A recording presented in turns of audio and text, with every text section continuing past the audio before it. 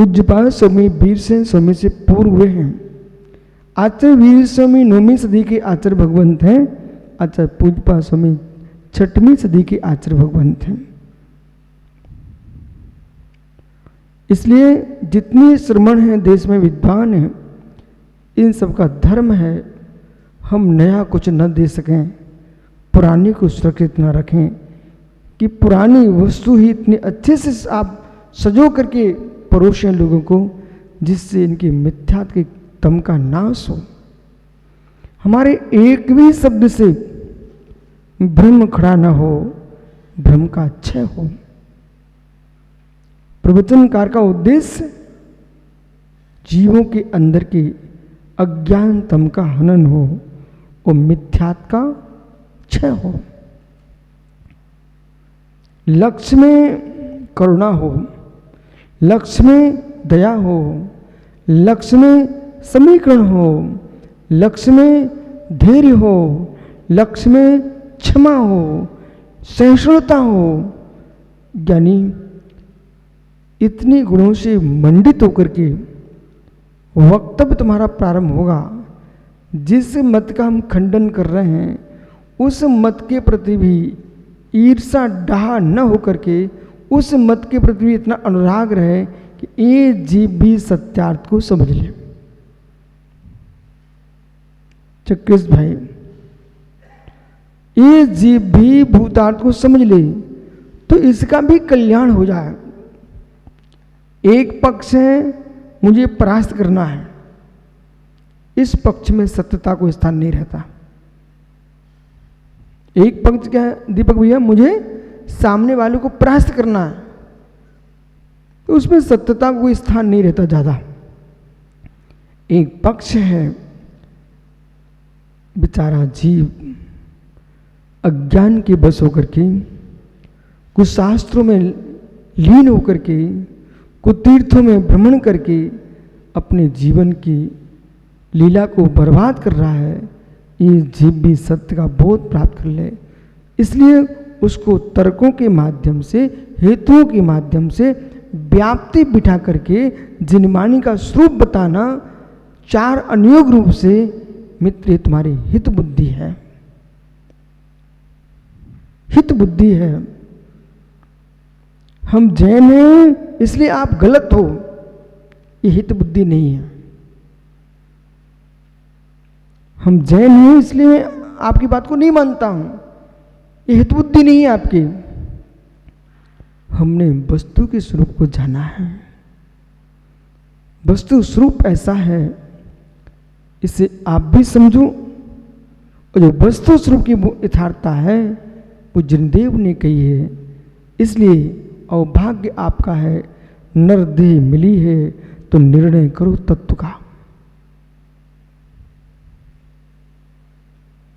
हमारे पास समय है इसलिए मुझे सुनना है, संदीप ये भाषा नहीं होना चाहिए। हमारे पास समय है इसलिए मैं सत्या जनवाणी समझना है।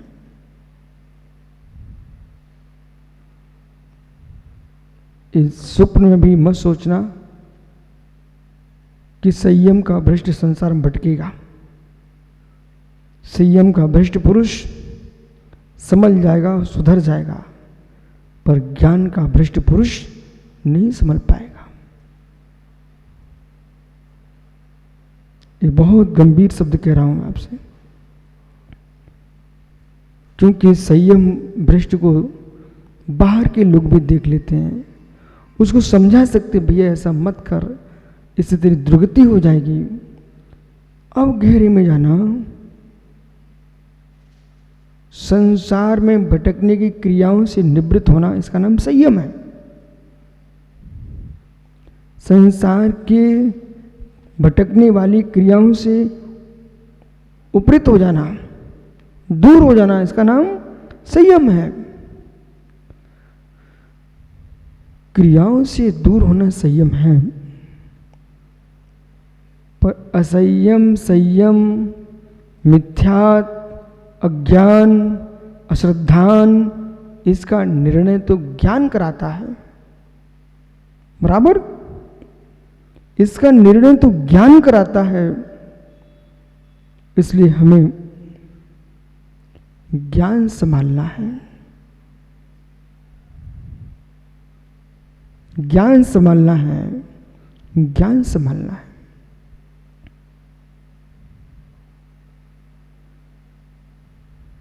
हे मित्र,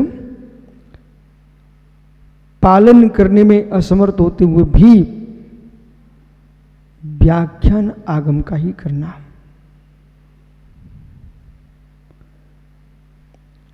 अपनी प्रसिद्धि को बढ़ाने के उद्देश्य से मेरी आलोचना न होने लग जाए, इसलिए सत्यार्थ चार्थ की व्याख्या न करके जो व्यक्ति जैसा मैं जी रहा हूं यही आगम है, जैसा मैं जी रहा हूं इसे ही देखो, यही सत्य है, ऐसा जो कह रहा है वो जगत का पहला मिथ्या दृष्टि है।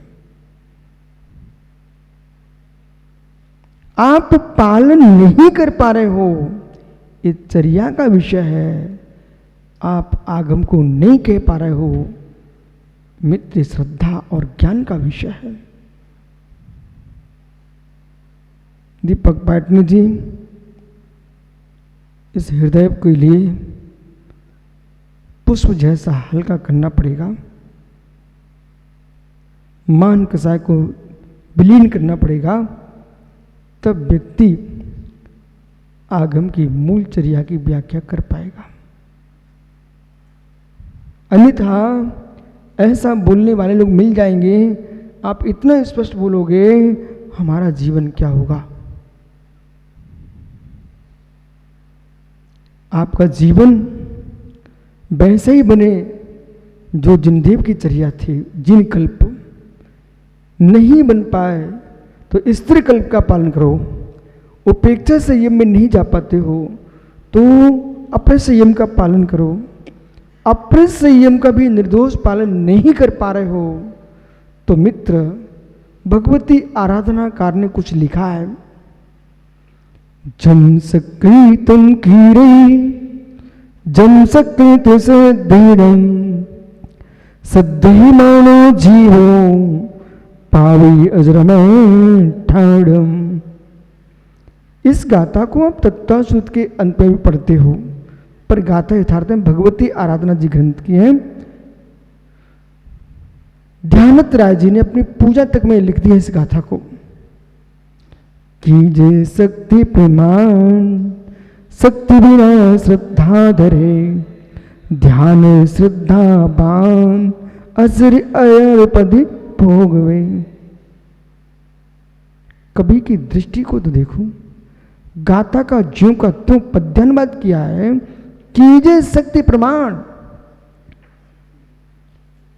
अपनी शक्ति से आप संयम का पालन करो, शक्ति से श्रुत का अभ्यास करो, लेकिन शक्ति बिना श्रद्धा धरे।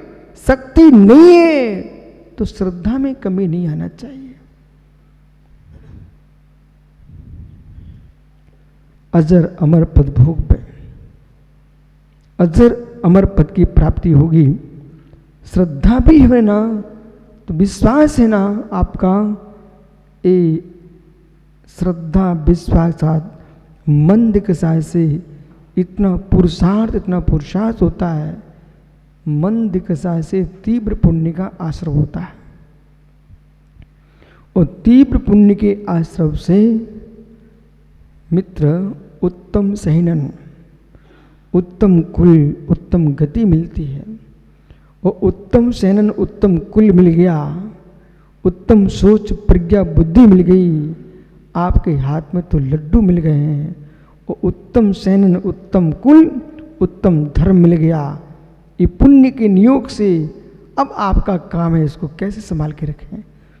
उत्तम सहनन मिलते ही उत्तम तप में लीन हो जाओ, उत्तम त्याग में लीन हो जाओ मित्र। और जैसे उत्तम तक त्याग में लीन होंगे, उत्तम सम्यक का पालन करेंगे, आप कर्म की छपना करके निर्वाण को प्राप्त कर लेंगे। ये मंद कसाय का क्या आपको फल मिला। आप कभी न बोले लगते महाराज जी, क्यों इतने शांत रहते हो? अरे भाई, शांति का उद्देश्य समझो। उपदेश देना अपना धर्म है, सभी को चलाना अपना धर्म नहीं है। और सभी को चलाओगे अपने अनुसार तो क्लेश पाओगे आप। जिस जीव की दुर्गति का निबंधन हो ही चुका है, उस जीव को तीर्थंकर की देशना कुछ नहीं कर सकी।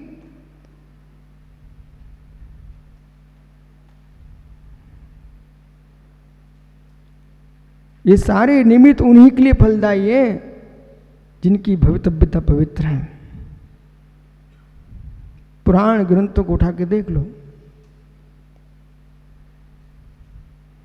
रावण को कितने समझाया मंदोदरी ने, विभीषण ने, जानकी ने स्वयं समझाया, पर रावण को समझ कहां आया? नहीं आया ना। क्यों नहीं आया? अलंग शक्तिर्भवतो वितेयम। इन सूत्रों को तुम टाल भी नहीं सकते हो। जिसकी भवितव्यता जैसी है उसको टालने की सामर्थ्य किसी में है नहीं। फिर पुरुषार्थ वही चलता है जहां कसाय का कर्म का मंद उदय होता है। तीव्र उदय पर स्वयं का पुरुषार्थ काम नहीं करता। वेदेश उदीर्णाय प्रणाम हुए शंभो शंभुर जीवन जानती गुणम बाधोषम भाव। गोमठ सार जीव कांड में नेमिचंद स्वामी कह रहे हैं, जब जीव के तीव्र वेद कर्म की उदीर्णा आती है, सारे गुणदोष को भूल जाता है, सम्मोहित होता है, और सम्मोहीकरण में अपना सब नाश कर बैठता है, तब सोचता है ये क्या हुआ।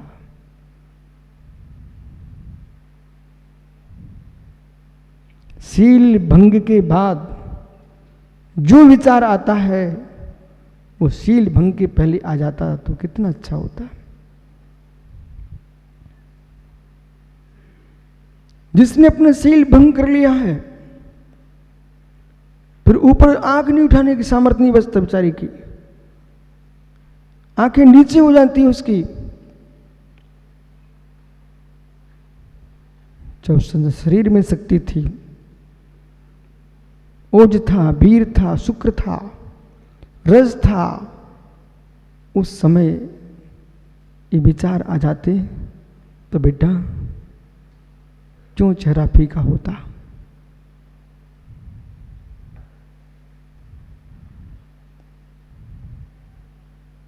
कर्म की तीव्रता में विवेक विज्ञान सब शून्य हो जाते हैं।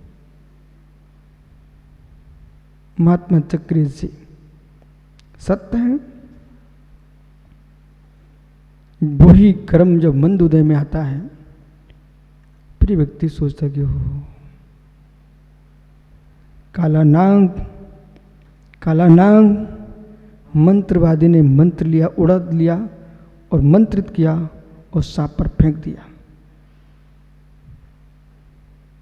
गुन्नू बेटा, दौड़ने वाला सांप शांत होके पड़ा हुआ है, हिल-डुल नहीं रहा, बिल्कुल मृतक जैसा लग रहा है। मंत्र का प्रभाव जैसे ही कम होता गया, सांप फिर से दौड़ने लग गया। ठहरी यहां पर। जिस जीव के मस्तिष्क में विकारों के काले नाग ने डस लिया है, अशुभ भावों के नाग घूम रहे हैं, मित्र विकारों से मूर्छित हुआ पुरुष, विवेक उसका मूर्छित हो गया है। और जैसे ही ये विकारों का मंत्र समाप्त हो जाए, बुद्धि काम करने लगती है। ऐसा नहीं होता क्या?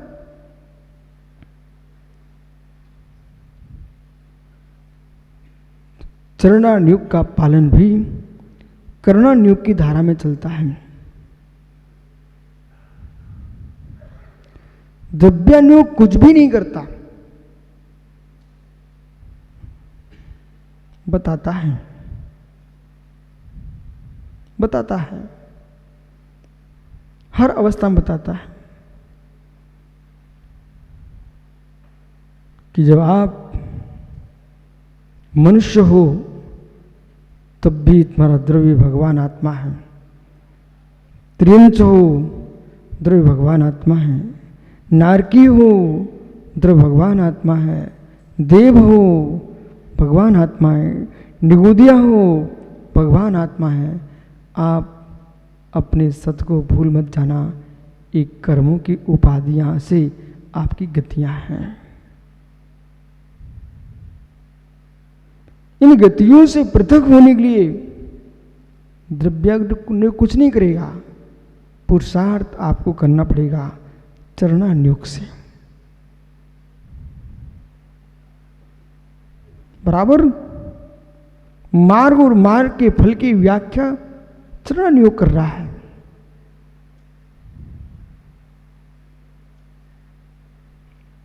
तो मार्ग के फल में क्या मिलेगा, द्रव्यान्योग ने पहले ही बता दिया है।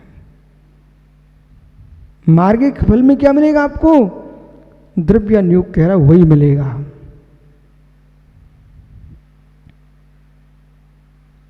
तो मार्ग में जो विधि बताई गई है किसके पीछे, जो कर्णान्योग ने कहा कि कर्म की प्रकृति तुमको जकड़े हैं, कर्म से मलिन हो, उसे धोए कैसे, वो द्रव्यान्योग नहीं बताएगा, चरणान्योग बताएगा। ऐसा पूर्व में किसी ने किया क्या, हाँ, राम सगर पांडव आदि तीर्थंकर भगवंतों ने इन कर्मों को धोया है, संतुष्टि मिलती है। ऐसा काम किसी दूसरे ने किया क्या, तो मालूम चल गया अरे भगवान जो बने हैं उन सब ने इसी विधि से भगवत्ता प्राप्त की है। ये प्रथमान्योग कह रहा है। प्रथमान्योग ने आपको ये बता दिया कि पूर्व में लोगों ने ऐसा किया है, ऐसा आप कर सकते हो। कुल मिला के चारों अनुयोग विश्वास, कार्य प्रणाली और वस्तु स्वभाव की व्याख्या कर रहे हैं। विश्वास दिला रहे हैं, वस्तु की यथार्थता बता रहे हैं और शुद्ध वस्तु की उपलब्धि का उपाय बता रहे हैं, विधि बता रहे हैं। यही अनुयोगों की व्याख्या का सार है।